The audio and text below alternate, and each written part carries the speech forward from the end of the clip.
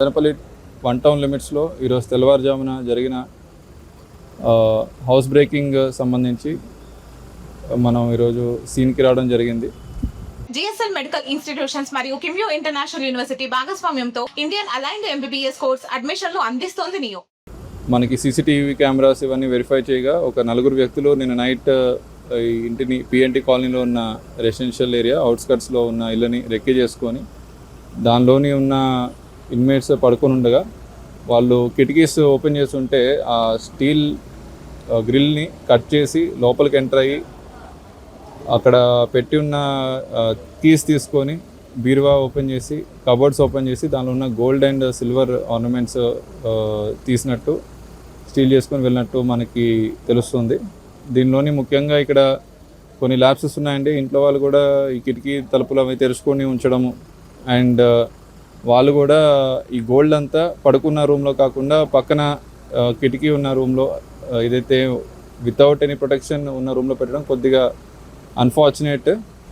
ప్రతి ఒక్కరు మదనపల్లిలోని ప్రతి ఒక్కరికి కూడా మన పోలీస్ తరఫున విజ్ఞప్తి, వాళ్ళ గోల్డ్ ఐటమ్స్ కానీ ఏదైనా వాల్యుబుల్ ఐటమ్స్ ఉంటే వాళ్ళ రూమ్లోని సరైన ప్రదేశాల్లో సేఫ్ లొకేషన్లో పెట్టుకోవాల్సిందిగా కోరుతున్నాము.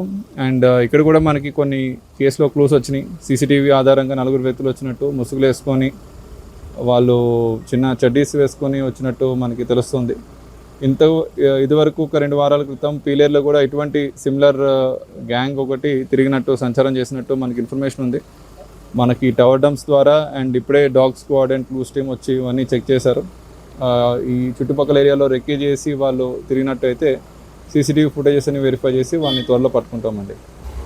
సుమారు ఒక 300 to 400 grams గోల్డ్ చెప్తున్నారు అండ్ ఒక 2 kgs ఆఫ్ సిల్వర్ అంటున్నారండి.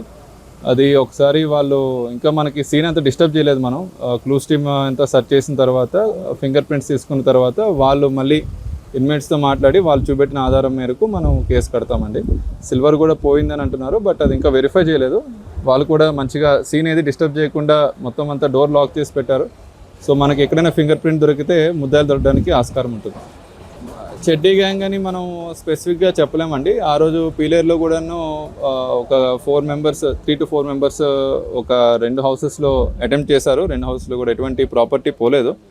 హౌవర్ సిమిలర్ గ్యాంగ్ అప్పుడు అక్కడ ఏదైతే తిరుగుతున్న గ్యాంగ్ ఉందో ఇక్కడ సేమ్ గ్యాంగ్ ఆపరేట్ చేసి ఉండొచ్చని మనకి అనిపిస్తుందండి సీసీటీవీ ఆధారాల మేరకు.